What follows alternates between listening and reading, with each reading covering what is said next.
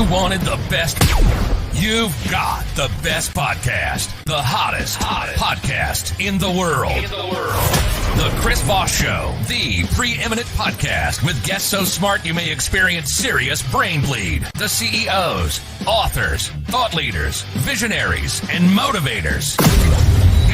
Get ready. Strap yourself in. Keep your hands, arms, and legs inside the vehicle at all times, because you're about to go on a monster education roller coaster with your brain.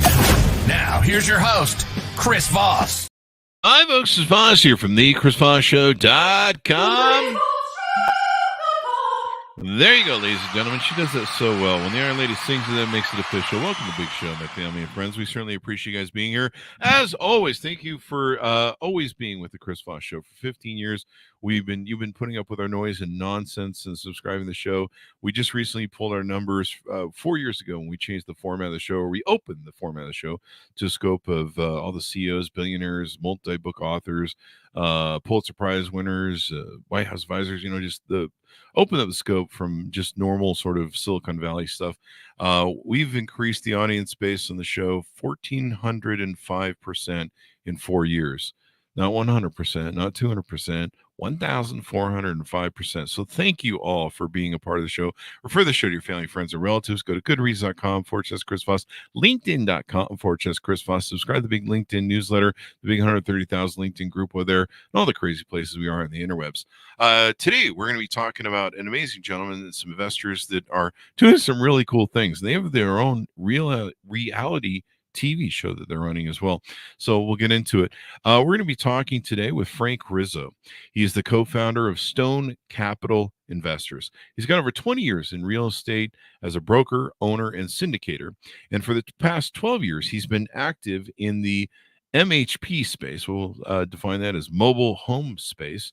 And during that time, he's acquired and repositioned over 20 communities and 1,567 lots. Starting his entrepreneurial journey in high school, he obtained his real estate license at 19. Wow. And went on to earn his Series 7, 24, 63 licenses by 23.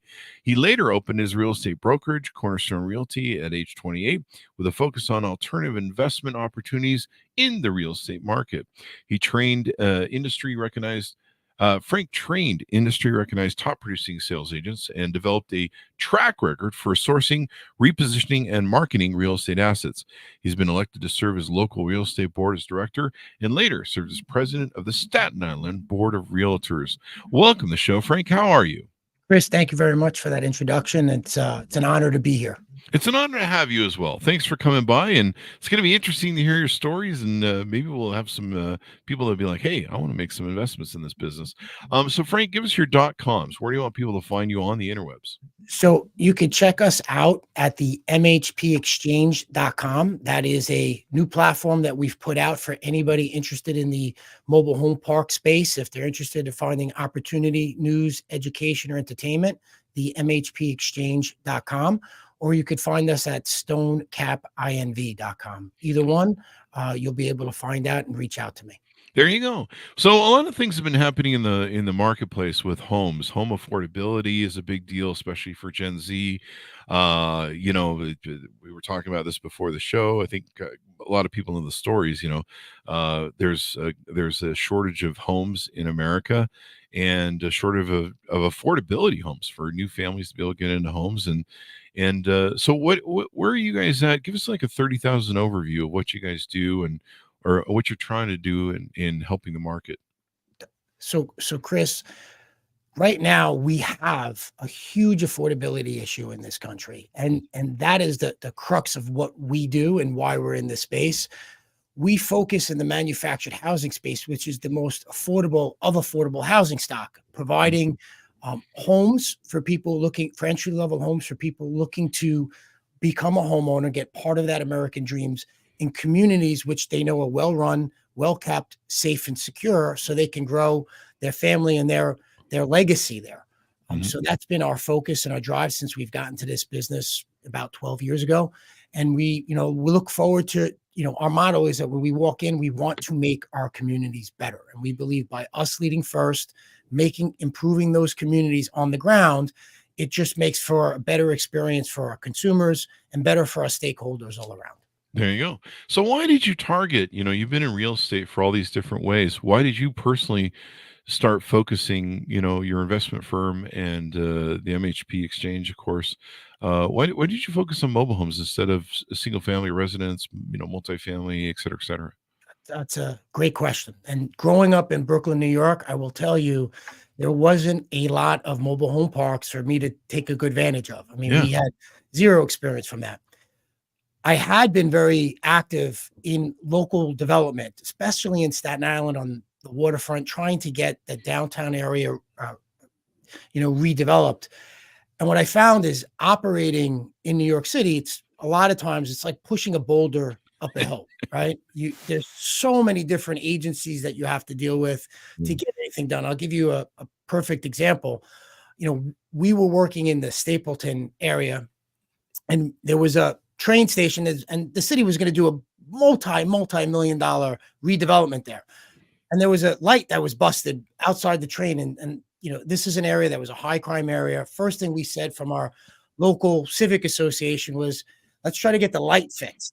Mhm. And in speaking with the local political leaders in that area, well, you have to go talk to DOT. And if you want to clean up the train station, you have to talk to MTA. And, I don't know if anybody knew this, but I have a job, right? And my job Yeah. was, calling up agencies. Mhm. I got exposed to this space. What we realized is that when we wanted to make improvements, we could make those improvements. We've purchased communities that were maybe overrun with crime or overrun with, situations that it challenged. And the improvements we wanted to make, whether it was putting in lighting or cleaning up, was met with open arms in a lot of these communities. So once we got exposed to that and realized that you could really, handle community development from the ground up, we were, it made the business fun again. And we were really hooked to be part of it. There you go. So I imagine this started. I guess we'll do like a chronological sort of development as you've rolled this out. I guess it started out with you forming Stone Capital Investors and creating a fund for this. Do I have that right? No, it started by Okay. happenstance, Chris. I was helping a family who was relocating out of New York.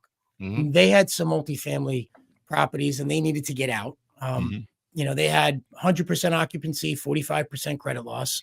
We turned their situation around. And as they were relocating to North Carolina, they wanted me to consult with them to find something to replace the income that they were going to be missing. Oh wow. And the thing that kept popping up as being the highest yielding assets were these mobile home parks, which Wow. I knew nothing about.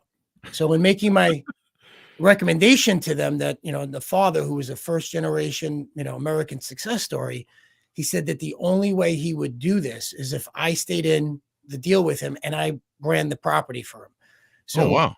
I stayed in the deal. I ran the property. We had tremendous success. And then when I spoke to my partner about what had transpired, he was crazy enough to go on a barnstorming tour with me down south. And, years later, here we are, 22 communities later, and we're still going strong. There you go. So which came first, the investor funds and stuff for this MHP exchange? First thing was investor funds. We Mhm. started out syndicating deals, and for those of you who are not familiar with that, was that we would find an opportunity where we would group together accredited investors, Mhm. and they would participate with us. Where we would own and operate the deal. Right, we had a Mhm. business plan that we underwrote, and we executed on the first park. And I will tell you, the first park that we did, it was kind of like pulling teeth, getting people to be involved in a park that was, 800 miles away from where they were used to investing. Mhm. And I think sometimes they probably just did it just to shut me up. Um, how, However, Chris, after they saw the reliability and predictability of what we said, they didn't want to let go. Mhm. And that grew organically from those first 7 people who trusted us and participated with us to, nearly 100 people who have been on our platform and invested in some of our syndicated deals. And now we just launched a fund that's focused in the mobile home park space. Hmm. And so people can go to your website. They can find out about what it would take if they're interested in investing in mobile homes and stuff like that. Do you guys? I know mobile home. There's probably different features to it, right? There's manufactured homes. There's mobile homes. There's these new tiny homes that they have that are kind of crazy. What are you guys focused on there, or do you? Is it the whole market that you're encompassing? So we haven't really got into the, tiny home park model space. I mean, we have a few. It's kind of new. We've focused primarily in the manufactured home space, and Hmm. mobile home, manufactured home. It's a name that gets um, kind of bandied about, Hmm. but these homes aren't very mobile. I mean, once they get in and they get set Yeah. on foundations and skirted and set to the ground, it takes quite a bit to move those homes. You Hmm. need to be permitted. You need to make sure that you have a licensed mover, and it becomes costly for those Hmm. homes to be moved. And that's one of the reasons why, if you run a community well, your Hmm. customers or your residents tend to stay there longer than in any other asset class. Wow. So you end up having in a well-run community, you end up having a resident base that will stay on average 17 and a half years. Yeah. I know there's a lot of retirement mobile home communities. My grandparents lived in one. It was really nice when I was young. Do you guys focus on a certain age group of like retirement communities, or just do everything, Yeah, whatever you want? we haven't been age specific. We've Mhm. we've kind of kept an all age community. We haven't delved into the 55 and older yet, but Mhm. if they do phenomenally well Wow. because of that affordability issue. Yeah. Because you can get into one of these brand new homes from as low as $50,000 to Wow. $180,000. Where if you look at your traditional stick built home right now, a new home is on average nationwide about 550,000. So there's a Yeah. huge difference in the price points between traditional built and manufactured. There you go. And manufactured, I think nowadays isn't much different than a normal home for the most part, is it? I Uh, mean, it's usually maybe two of fours and stuff. uh, Chris, we have had the opportunity to visit a few plants Mhm. for different manufacturers that are out there, and Mhm. by far and large, the the advances that they've had in the industry and the space, Mhm. when you walk into these homes, you're you completely forget that you're in a manufactured home. The finishes are different. The Mhm. upgrades there have really taken hold, and it's a much better product than people were used to maybe 30 or 40 years ago. Yeah. I mean, I remember going to my grandparents' home when I was a kid, and they had it was a nice mobile home, it was a nice double wide. But you could still kind of catch the clunkiness of it. You're Mhm. walking around, feels like you're banging on aluminum and stuff. It was an aluminum thing, but it was really nice. But you still kind of felt like there was a hollowness to it. Mhm. The sound when you walk around. But it was cozy. And the park was really nice too. But I think, yeah, I think a lot of that's come a long way. It's Chris, it's come a huge way. Hmm. We've seen a resurgence of interest in the space, and I think Hmm. some of that's been good. Some of that has been, has not come without its challenges. But in doing so, I think the market has demanded a better product for the Hmm. end user, right? So what people used to do in a low grade manufactured home, now you certain things become standard, right? Better flooring materials. You could get a drywall on the interior of the home, and that makes the construction of it so much better than it was, when you were at your grandparents' house years ago.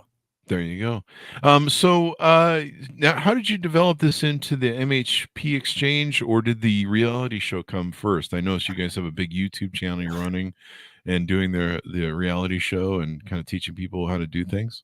So for probably the first 8, 9 years that my partner and I have been doing this, we did everything kind of quiet, Hmm. organically behind the scenes. We didn't really put a lot into marketing, and getting, basically our platform out there. Hmm. one of the things that we realized in the space that was a challenge was, there's very little sources of information, right? Mhm. Where you can call this data and get that. So if you're interested in the space, you really have to dig deep to find out the information you wanted to find. Mhm. So one of the things that we looked at from the MHP exchange model was it would be great if there was one platform where we can get constant news of the day. So we can hear what's happening in the MHP space, whether developments are happening, whether there's rent control legislation coming down in certain areas, whether there's deals that are closing. So there would be one source where we could find that information Mhm. and also find, opportunities or new listings, find out about educational aspects of it, maybe best practices that people should have, and hear from industry professionals. Mhm. So being that it didn't exist, Mhm. we created it. There you go. And part of that was us coming out with our podcast, which is on the MHP Exchange. And the reality show that you're referencing was, sharing what we do, which is really turning trailer parks around into communities. And we launched a YouTube channel called Trailer Park Turnaround. And we just put out our first episode, and we have our next one coming out shortly, and we have a lot of great content. And I think people are going to be interested to see what really happens and what the work that really has to be done to turn one of these communities around. There you go. And plus, these are fun to watch because you watch people go through, they fix stuff. They go through whatever sort of crises they need to do in these turnarounds. People like it. It's enthralling. Kind of started taking me down the road there. Before the show, I was like going, "Hey, this is kind of cool," and seeing all the stuff that goes on. And I imagine it can bring education to maybe some of the stigmas. I mean, there are a lot of stigmas still for mobile home parks, manufacturing homes. There is still a great stigma Mhm. regarding that, and regarding that as an asset class, and regarding that as um, just being involved in the space. Mhm. I think that's starting to change because we've seen in the last 3 or 4 years like a new breed of investor that's come in to the space, because what they realized is something that we realized 10 years ago. The numbers here can be great. What One of the things that we believe that they has been missing, though, is you have to have that on the ground experience and marry, what looks great on paper to how do you operate efficiently and how do you maintain that community feel? Because the reason why those residents stayed so long is because they felt like they were part of a community. Mhm. And one of the things that we think is important in any of the communities that we've purchased, we believe we've got to lead first. We Oh, can't go in there and say, we're going to raise rents, we're going to do this without adding value to the resident first and improving their lives. And if you will, I'll give you a perfect example. mhm. We bought a community in Middle Georgia. We bought it from the bank. Property was in foreclosure. Bank didn't want to be bothered with it. 89 lot community. We paid $425,000 for it. So, which you'd say that's a great price. Now, Yeah. mind you, when you get there, Chris, in the front of the park, there's a drug dealer with tattoos on half of his face Oh, wow. on a bike selling to five. There's 5 trap houses and 1 prostitute in the back of the park. So nobody wants this place, right? And we know that we have 30 residents. We take it down to 13. We've got to get rid of like all the bad people because Wow. the bad people are outside and the good people are stuck in their house, right? Yeah. So a year later, and we put $250,000 initially in just to clean up the roads, get rid of these people, improve the exterior of these homes. Mhm. A year later, we go to that community and the bad people are out, and there's an ice cream truck driving down the block with a bunch of Wow. children chasing it.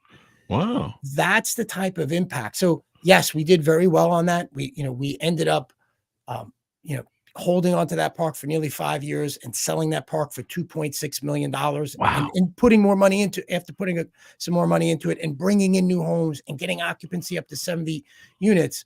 Mhm. But the impact that we had on people's lives, Yeah. right? In changing that, in all of a sudden taking a place that was overrun with crime to a place that now was overrun with families who could use the playground, who could go out and chase the ice cream truck. Mhm. That makes it all, that's the additional why, right? That you do the things that you do. There you go. You see that in single family resident communities where they go through gentrification, gentrification, where they kind of get run down over 20, 30 years, and then new owners come in, and they fix everything up, and it becomes like Yuppieville. So it sounds like you guys have really struck a great opportunity there where a lot of these rundown places, it's time for a resurgence. And I love your concept of building community, because community is everything to people. And if you build community for them, they feel like they want to stay. And we had somebody on recently who wrote about the regentrification or gentrification of single family residents and homes and neighborhoods, partially on a racial sort of issues and in America. And one of the problems is a lot of people don't feel they have community in suburban neighborhoods with single family residences. And I know that with like my grandparents' mobile home, it was all gated. They had really nice yards. They had probably nicer yards than my neighborhood I lived in house as a kid. And then they had a community center, and so we were always swimming in the pool and hanging out. And I think we would do luncheons and stuff there. And so it was really fun to go there. I mean, we really enjoyed it. It was in Hemet, California, so the sun was always out. And so if you build community, like you say, people want to stay there and enjoy it more. And it can have more, like there's no community center where I live in single family residence. I don't have a pool, damn it. What the hell am I doing here? In Vegas, the previous community I had did have a community pool for the single family residences, but it's kind of Vegas. So. but you hit the nail on the head, because Mm-hmm. when people find value, right, Mm-hmm. in where they're staying, they Mm-hmm. want to stay, and they become the biggest sounding boards for new residents. So we know the community for us, the Mm-hmm. community has reached that point when our new residents are coming in from referrals of our current residents, because when they live in that community, their cousin needs a place to live or their friend needs a place to live. They want them to live in the same community that they live in, because they're finding value and they're finding a sense of purpose of being there. Mm-hmm. And for us, that's a key component of what's, it's what's going to make you or make a differentiation from you as the operator from somebody else. And we drive that home, and we make sure our team knows that we want to create that sense of community and get that engagement from our residents. There you go. So now with the MHP exchange on the website there, tell us about some of the things that are doing there. I see listings, I see educational stuff, I see news. Tell us what the big vision is for that. So one of the things that we have there, Chris, and I'm glad you mentioned it, and we're really proud of this, because we are the first and the only MHP specific AI agent out there. It's essentially your own personal assistant for information in the MHP arena. So we've trained it on the latest learning models, right? So if you have a question regarding mobile home parks, mobile home park investing, you can go there and get that information. We have a database of every mobile home park in the country. So there's over 40,000 mobile home parks that you can search, right? So if you sign up, you could search it. And we've added Street View from Google's, because when I would search for a park, one of the first things I would look at is I want to get the street view. I want to see what it looks like. I want to see what the community looks like. I want to see what the surrounding area looks like. So we've added Street View with, we call it Chat MHP, which is the only industry specific or mobile home park industry specific AI designed to answer your questions and to be your own personal assistant while you're trying to find your next mobile home park investment. Wow. There you go. So they can either do that on their own, or they can work with you if they're accredited. You only take accredited investors, right, in the fund? That's correct. There you go. That's correct. And then is there I don't know if there's a standard for credit. Is there a standard minimum value for credit, or does it vary? So there are minimums requirements. So it's $1 million liquid net worth, absent of your personal residence. It is an annual income of over $250,000 a year for the past 2 years. If you're married, it's going to be more than that. Yeah. So there's a requirement that to make you an accredited investor that you have to make sure that you follow through on. There you go. And then they can invest with you if they don't want to deal with all the hassle of owning one and running one, or they can use your MHP exchange to do their own work. And you guys have all the resources there, lots of education for buyers, for sellers, for owners, market trends that are going on. So you got articles that can educate, listings, different media that you guys are doing. Yeah, I think it's great. I mean, yeah, hey, I could shop for me a mobile home right here. The you even have looks like some of these are RV parks for Well, Chris, RV has become a very big component, and it's kind of gone hand in hand with manufactured housing space. Matter of fact, there's a lot of hybrid, mobile home and RV parks that we see across the country. When we first got involved in the space, we kind of shied away from it because we felt it was like a different core competency. We started to get into that space. And listen, one thing that we've found in the last 12 years, Americans like to RV. During the Great Recession, people bought RVs and they went RVing because it was a more cost-effective way to vacation. During COVID, people bought RVs because they didn't want to be on planes and they didn't want to be in hotels. And now you have over 10 million people who own RVs in this country, and that's a big market. And going back to affordability, you have people who've realized it is more cost effective for me to live in an RV, a beautiful RV, and now I get to travel the country in my own truly mobile home and get to experience life in different spots. So we do have information that's out there in RV. We do want to touch on that subject as well, because we think that that's a very viable option for people looking in the manufactured housing space. Yeah, there's a whole mess of these people that they're what would you call them? They love to tour the country and videotape, and they have like YouTube channels and stuff, and they do the vagabond life. And vagabond, I don't know. That's a good word or not, but they're enjoying their life and they're seeing the sights, and a lot of young people are doing it. They get like these vans and convert them and stuff, or RVs, and they just tour about. And because of the ability to work remote and work off the internet, sell things off the internet, they can kind of do it, travel, see the world, see the sights. Why be locked in an office, for all sakes? and quite frankly, not every vacation has to be Vegas or New York, right? Yeah. But sometimes it's nice to see the rest of the country and what the rest of the country has to offer and unplug a little bit, right? Yeah. I live in Vegas. That hurts a little bit. No, I live in New York, and I'm just I need my roads paid for, damn it. So Vegas is a very important place to stay, is all I'm saying, people. I need your free taxes that you afford me. But no, I mean, I one of the things we thought about right before COVID was, I was doing a lot of traveling and shows and events before COVID, and at one point I was looking to buy one of those Mercedes cruisers, Sprinters, because my dogs, it costs a fortune to put them in doggy daycare and board them for a week while I travel, and then they're not with me, and it really sucks. And then I got to pay for hotels. And I'm like, if I could take me a travel van or RV sort of thing with it, and I could take them and they could stay in like a doggy daycare during the day, and then I could do my events. I could have my studio. I could have the podcast on a mobile thing, and then I could sleep. They could sleep with me and hang out. I'm just used to sleep with my dogs. If I don't have my dogs when I travel, I don't sleep well. It's kind of funny.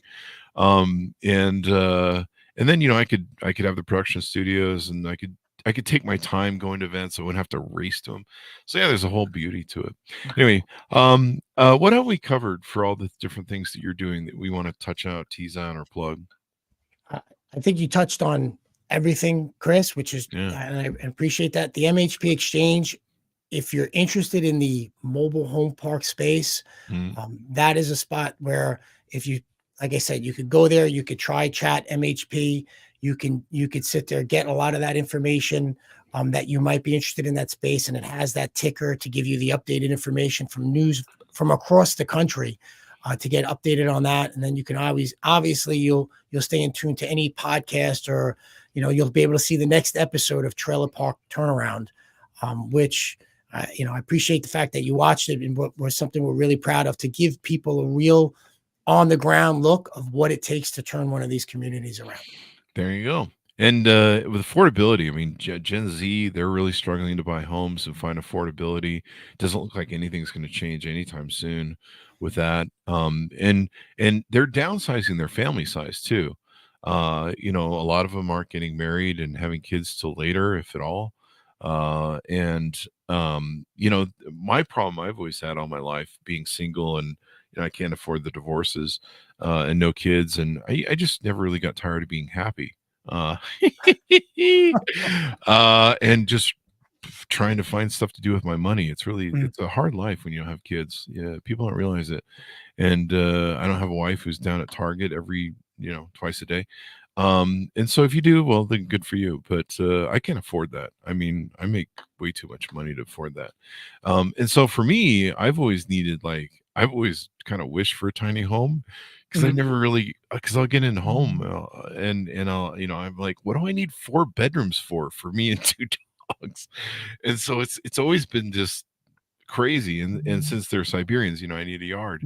But for me, mobile homes, or manufactured homes, or tiny homes, are probably just the way I'm going, because it's the older I get, the more curmudgeon I get. So I don't think there's any hope for me at this point. So owning giant homes in giant neighborhoods just don't really even work for my lifestyle. And I think a lot of the Gen Zers, the future Gen Alphas, I think they're going to be dealing with the same sort of issues I've dealt with all my life. Where, like, what do you need a giant home for? Like, seriously. Plus, it's sometimes a money pit for all the stuff you have to do with a giant home. Well, what this does, and the manufactured housing does, it gets them. I still believe that owning is the pathway to financial freedom, right? Yeah. So the reason why you do this is you want to start that pathway through it. And if it's a manufactured home or a small home, the idea is at some point you're building equity, right? If you're paying rent, you're never seeing that money again. Yep. Right. That money is, you're always paying somebody's mortgage, right? It's either yours or your landlord's, right? One way or the other. So what we do in our communities is we want to sell the homes to the resident, right? So they own the home. We don't want to own the home. There's third parties who could do financing. There's different ways that they could become a homeowner. But at the end of the day, if they want to leave, there's some value there. There's some get back there, right? They can get some money to take their next stage of life, because at the end of the day, you still want to own a home, because it is the number one way to create wealth and pass wealth on to your next generation. So if you're starting a family, it might not be your be all end all, right? And I've seen this from working in real estate and dealing with buyers for the past 20 plus years. You have people who there's an instant gratification. I want what my parents have. Well, your parents took that step, right? They bought maybe 1 or 2 homes along the way that you weren't involved with, or you didn't see, and that's what helped them build that equity. So you've got to start somewhere. Manufactured home is a great place to start, to at least get you on that pathway to home ownership. And eventually, if you want to turn over, just turn over as a rental. I remember when I got my first big house, I bought this nice place up in the canyon, and I remember looking at it going, Jesus, I should have bought 5 starter homes and lived in one and rent out the 4 others for the price I just paid for this. What an idiot I am.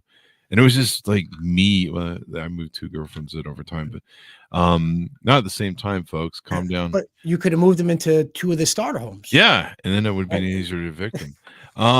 So there you go. One was a little harder than the other. The other one left voluntarily, but the other one almost had to be evicted. Yeah, I mean, that must be an interesting story. Yeah, it was. It's one of the things you learn. That's why I live alone now. But And with 2 big dogs. and 2 big dogs, and they never need to be evicted because they're such good tenants for the most part, even though they're Siberians. But I looked at it and I'm like, geez, I could have bought for the price of this home. I could have bought 5 starter homes, just basic, startup homes, and I could have rent out 4 of them, Mhm. and I would have had my rent paid on my main home, and my rent paid on the other homes. And I was like, what did I just do? Like, I'm an idiot. And so I think this might be a Target thing. Like, I'm sitting here doing the calculations in my brain, going, I should probably go buy a couple mobile homes, manufactured homes, and rent them out, and then go live in one because I need a yard. And then everything's paid for. And then I can kind of keep an eye on my neighbors too, because they'll be right across from me or something. I can be like, what's going on over there? Not a bad idea. Not a bad idea, Chris. Not a bad idea. Maybe some investments thing, because those Gen Zers, man, I know what they're up to, man. They're not. I don't think they're. I mean, marriage isn't like a big thing anymore for them. Having kids, they're starting families later. I mean, it's going to be an interesting economic model that we're running into. So maybe there's some opportunities there. Yeah. There you go. I think that there would be some opportunities with that. There you go. I don't know that I want to put it with Gen Zers for renters, but I don't know. Renters are renters, right? So final thoughts, Frank. Tell everyone whatever we want to pitch out, plug, how they can reach out to you, how they can learn more about you, work with you, et cetera, et cetera. If they want to reach out, they want to learn more, you could go to themhpexchange.com.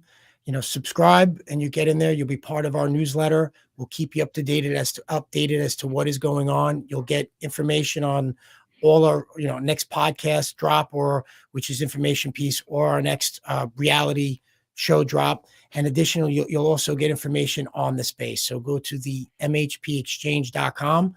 Alternatively, if you could reach us at stonecapinv.com as well.